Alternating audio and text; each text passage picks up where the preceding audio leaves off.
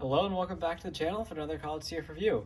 Today I'll be taking a look at the Newage Legendary Heroes Defense Base Michael. It's just the H53EX version of their Omega Supreme. EX just meaning it's got the toy deco, so extra paint apps. And I'm really excited to take a look at this guy. Finally, I got him on sale from Josie's store. Check out the link in the description to see if he's still available. And let's get right into it. This guy is a really fantastic figure. But first, let's take a look at the packaging.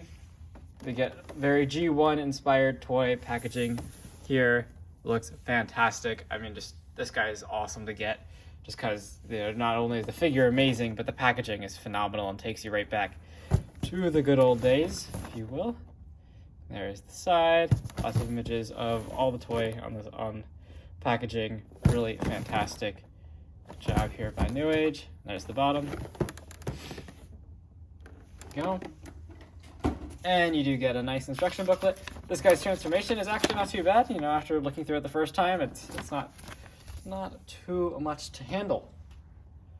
And he is a fun figure. His weight is really nice. He's got die-cast built in. He's quite a hefty dude, and he can support his weight no problem. The joints are phenomenal. I have all good things to say about this figure. So bring him in here, take a look at some of those toy deco paint apps. So again, this is the toy painted version. So all the details on this are more closely based off of the toy opposed to the cartoon. You can see the nice head sculpt in there. I believe this visor can open. That is a bit hard to actually do so. There we go. There you can see the face sculpt inside, nice silver paint, gray eyes in there, nice gold transparent plastic there for that crest. And then we get some danger emblems there, some more tempo details, a whole bunch on the rocket, some on the legs there, lots of nice sculpted in detail as well. And there's legs, not much else on this guy, just some danger warning marks, a little bit of yellow paint there, but the plastic Newage uses is fantastic. So he's got really good quality, really nice paint apps, the little bit that they did add. Just spin him around here so you can see it looks from the side. No kibble that he's not supposed to have. It's got everything that should be on the Toon version. See the nice big thrusters on the back there. And he is super fantastic. I'll say that a lot during this video. This guy is phenomenal. So first up, let's do some articulation. So you can look up teensy bit. Don't know if this the head joint doesn't really extend out, but so it can go up a little bit. You can't really look down unless you use the transformation joint. You can untouch that. And it does rotate the full 360. And the arms, you do get full 360 rotation. Of course, you hit the back piece, but you could maneuver out of the way. Nice ratchet joints out of the shoulders there. And then a nice double jointed elbow. Looks fantastic. He also has, of course, the bicep swivel up there. And then these claws, you have a point of articulation at the base and one in the middle. So you can get him doing all sorts of poses there. And then you can also rotate that whole bottom section. Same thing on this side, except now the top section rotates. It's not really a point to that, but there you go. He does have unhindered waist swivel, can rotate the full 360. He does have a very good ab crunch too. Fills in kind of nicely there. Then he does have drop down hips. So without using the drop down, his leg only goes to about there. But then using the drop down hip, you can get a pretty good high kick out of this guy. Just maneuver the two joints together. So no problem kicking forward. You can only go about there, going back since it's a drop down hip. Then you do get very nice knee bend, double jointed knee. So very good. You have your thigh rotation up there, and you do get ankle tilt, very good degree, and you also get toe tilt upwards. And on the pads of his feet, of his toes, he does have these little rubber pieces, which do help in posing and make him very stable on any surface, as he is quite weighty. He's got lots of die-cast joints on the inside. Not much die-cast is visible on the outside, but it's definitely in there. So very nice figure. Actually, these parts on the side might be die-cast. But there you go. So for some size comparisons, really just doing two comparisons in this video. Since this is Newage, we'll start off with Newage. And here is Newage David for comparison. So for this Omega Supreme to actually be to scale, you know, this is definitely a little off. This David's definitely way too small, or way too big, I mean. But if you want to get maybe a little closer, you could use the Dr. Wu figures, which are phenomenal. Slow this down, get better perspective here. There's Dr. Wu Optimus Prime, who is much closer to being in scale with this Omega Supreme. So I would actually recommend using all the Dr. Wu figures with this guy. I think they scale really nicely, but of course, for your New Age collection, this definitely works. And this is the EX version of Optimus Prime, so your toy deck goes together right there. Now for transformation, this guy isn't all that bad. It's actually been a little while since I transformed him, so I did get him a little while ago. So bear with me, but to begin with, turn him around, just like the original. You want to take off the tracks first. So pull each off, and we'll come back to those later when we're ready. And just clasp that back in for now. One other feature I did forget to show in robot mode, which you can use in either mode. He does have the missiles embedded in his pecs there, so if you want to use those, you can. But we actually don't want to use those right now. We want to extend these parts forward and pull them up. They're just on a slider. Extend forward and pull up. To get those out of the way, you can also lift up the head and then untab these pieces on the side. Straighten out the arms just so you have some space to work. And I believe now we can just remove the shoulders, which will become the whole arm assembly here, which this will become the rocket. Just pull this out of the way, because now this part will fall out, so this will become the tank. So let's start with the rocket. I thought this transformation was really cool. So to begin with, you want to collapse, there's double hinge joints here, so collapse all this inside. And you also need to rotate this piece around so that it collapses. Everything in this, I think, is pretty intuitive. It all, it only works in a given direction. Then these, what were his shoulders, do just fold down, become the size of the rocket. Next, you want to open up this section here. And then this is also on a double hinge joint, but first, you need to actually disengage the elbow connection. If I can remember how to do that. It's up here.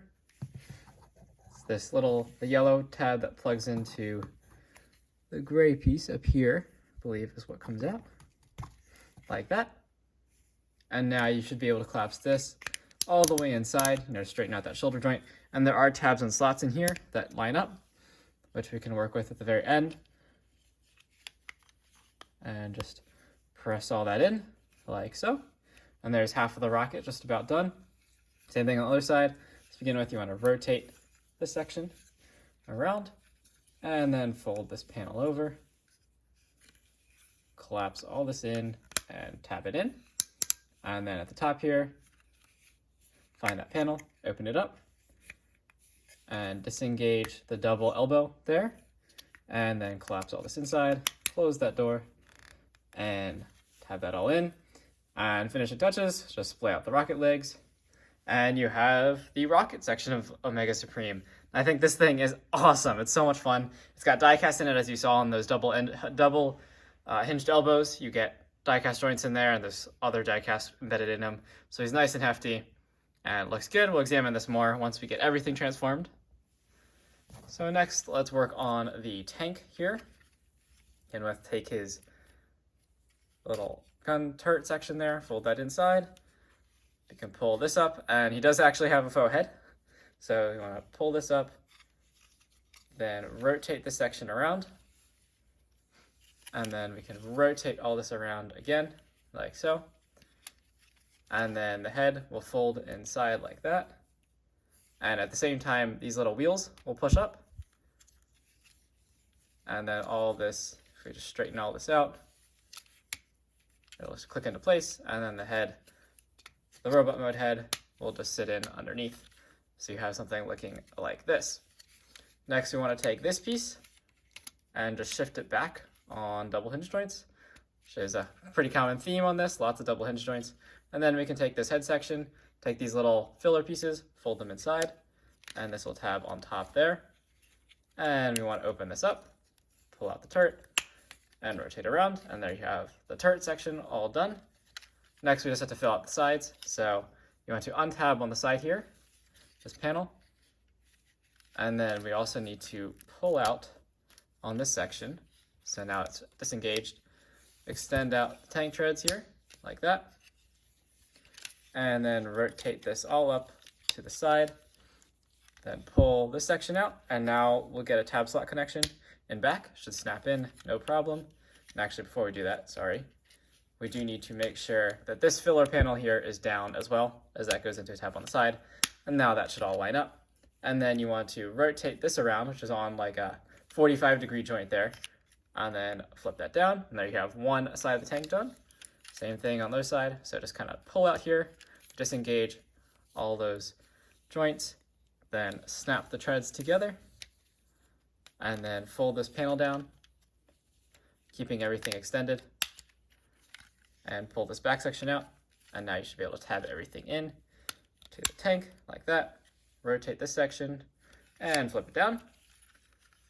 And then final touches here, just want to pull out these little tiny pieces that go into the slots in the track. And here we have the tank mode all done, which looks fantastic. Very nice looking little tank. Again, nice paint apps on this throughout, and not a crazy complicated transformation.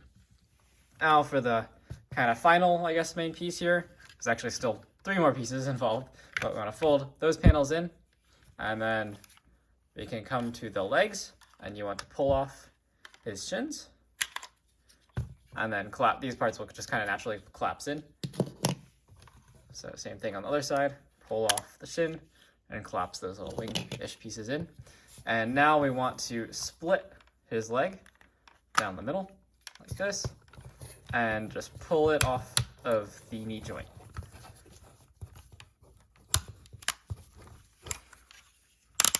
You can go ahead and straighten that out too. It'll require a teensy bit of force. There we go. Get that out. And you do also just want his legs to be straight for now, like that. And you also will need to come down here and flip out. I believe you rotate out a little tab in here. There we go. This little tab piece folds down. You just want that to be down like that. And then same thing on the other side here. So split open his shin. We can rotate this leg up and pull off the other side like that. And set that down there for now. And again, on the inside of his leg there, fold down that little tab.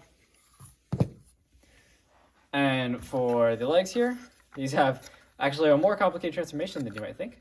So you want to extend everything out, take this tab, first flipped out the foot, then take this tab, rotate it inside, and then flip out the second section here, and rotate all this around, and collapse it down. Do the same thing on the other side. So you're going to rotate this out, and there are little tabs there for you to grab, rotate that out, pull this out, and flatten it. So you have something looking like this. Then this little slot here will go into the little tabs that we pulled out on the sides, on the insides of his knees there, and it'll port in nice and securely. I'm going to lower the camera here so you get a better angle. Now that he is decreased in height, get all his other pieces out of the way here. And same thing on this side. So open these sections out, flip all those panels out, rotate that tab in on the one side, flip all that down. Same thing on this side. Take all this out. And rotate that down. And then plug this in like that. And we're almost there. Turn this sideways so there's a little bit more space. So then we want to come to these tracks that we ripped off in the beginning, and they unfold. And I thought this transformation was insane. The number of joints in here that all accordion out to make the whole track. And then you just want to take this tiny little tab, which you use to attach them back together, and fold that inside. I don't fold it all the way, so that way it's easier to get out. And then you have these little overlapping, these little pieces on the end, which will overlap underneath the base mode here on those little extra parts of his toes, kind of, that we pulled out. Get that. And do the same thing to the other side. A lot of the parts on this guy are pretty symmetric, so I don't really think it matters how you attach them. That on the side as well. And then these little ramp pieces, which, these are little ramp pieces. And there's a little kind of tab there, which just rests in a groove on the side there. Same thing on this side. Sorry if you heard the beeping. That'd be the 3D printer going. There we go. All that's in place. Now we can take the rocket, put it next to the launch pad. You can orient that however you would like. And take our tank here and put it on the tracks. Now this does have a motorized feature. However, I have yet to track down the batteries that I need for it. So fortunately I can't show that off in this video, but you can at least see how everything looks here. I'll turn it a little bit like that. And because of the rubber on those toes, it actually helps keep the base mode very stable as well. And these pieces you can display however you want. You can have them down. You can have them down like this for launch. And then maybe when the rocket launches, these lift up, and then your rocket goes.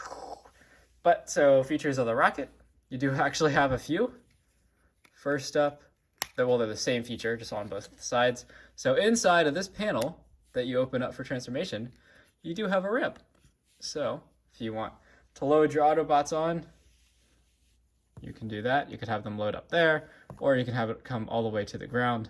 Like that. Rotate this section a little bit. You have a ramp, and there's also a ramp up top as well.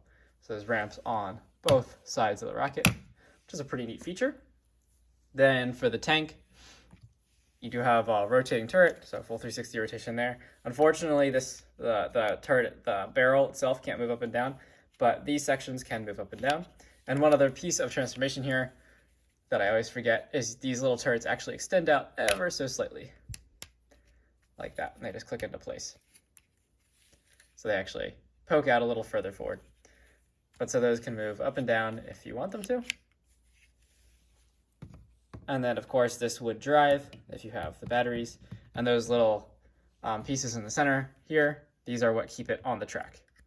So you do want to make sure these are down, otherwise your tank will go rolling all over the place. But the track is nice and smooth. Definitely shouldn't have a problem rolling around it. So pretty awesome. Now for some comparisons, again, here is Newage David. Of course, definitely way too big for this mode. However, the Dr. Wu, Optimus Prime, is coming a little closer. Again, probably still like 10 times too big for this mode, but I think could make for a bit more of a reasonable display. Then if you just wanted to see how some typical Newage vehicles stack up, there is Inferno. And then here is also Dr. Wu Inferno. So just so you can see how all of those would scale on this base. And yeah, I think this is a fantastic set. This is a really, really awesome Omega Supreme. Definitely the best one I've ever had. And my dad passed on his original Omega Supreme to me. And that was a fantastic figure. And now I have the Newage one, though, it kind of puts that one to shame. I mean, there's always a place for the OG Omega Supreme. Mine's currently missing like most of its parts, but this is definitely a fantastic figure. And I mean, the Hasbro Omega Supreme is also the War for Cybertron one, also a fantastic figure, but I think this blows it out of the water. This little thing is fantastic. It's portable. It looks amazing. The materials are excellent. Just enough paint applications to make it well detailed, but nothing's going to scratch. No paint's going to chip. This is a fantastic figure. Definitely recommend it. Again, check out the link in the description to see if it's still available. Keep an eye out. I'm sure Newage will release it if it is not. I thank you so much for watching this video and sticking to the end. If you haven't already, please leave a like and subscribe if you enjoyed this video, and I'll see you in the next review. Thank you so much for watching.